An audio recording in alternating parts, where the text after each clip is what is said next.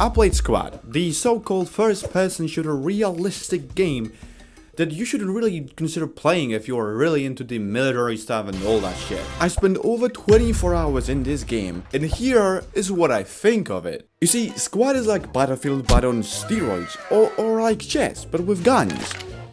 Well, maybe that's a reach. But it doesn't change the fact that the keyword that follows Squad like a loyal dog is strategy.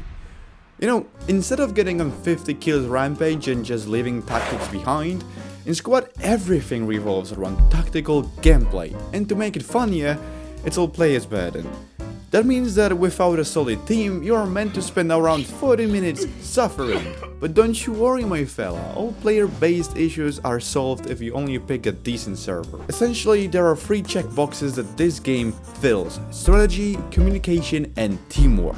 Basically, you and your team need to employ those and you will experience Squad in its pure beauty. This beauty is mostly the fact that you can communicate and discuss tactics with your mates. You can communicate with your squad, with other players from other squads that are close to you, or when you are a squad leader, you can also talk with the commander who is picked from all squad leaders. The ability to chat with some randoms sometimes make you feel like you're a part of Bravo 6 led by Captain Price, or even better, you are like Captain Price. What I've learned is that the only thing that limits you is your imagination. You can do some stuff with your squad like building new bases that are basically spawn points, restore the resources to fabs, or embark on a mission to flank the enemy's front line, and the list goes on and on and on. And what's beautiful, every single of those activities can have various, sometimes unimaginable approaches and outcomes. To enjoy those moments, you don't even need to be a marvelous shooter and die-hard gamer.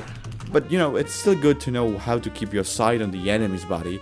I repeat, the enemy's body. Mostly, you won't even get a lot of chances to test your shooting skills, and usually, you will end up with 5 kills in the table score, maybe more, but don't expect a lot. But those 5 kills are much more satisfying than even 50 in Call of Duty. The level of joy after you kill a whole enemy squad after crouching in the bushes for 10 minutes. Man, I'm telling you, that shit is addictive. However, Squad is a damn hard game, because you have to go through a lot of sweating to even get that one beautiful kill. Sometimes you gotta walk for decades and sneak around to get to a decent spot, but from then on, when you get there, well, the enemies will just walk into your sight, completely unaware of a guy sitting on their back. I would call that a perfect example of a delayed gratification.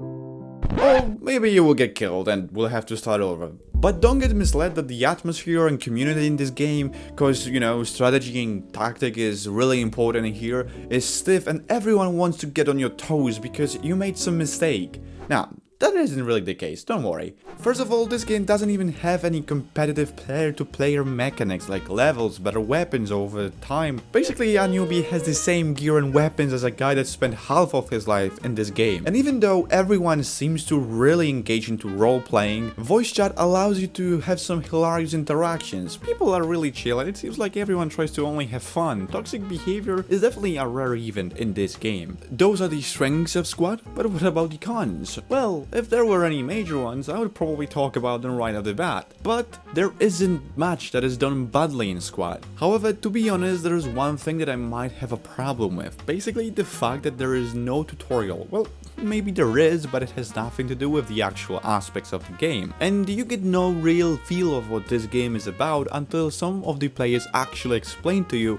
what to do and how to do it. So, there is that Squad in a nutshell. This game does what games were designed for. Basically, it entertains. And that's pretty much it. This is all for today. Thank you, and now get out of this video, please.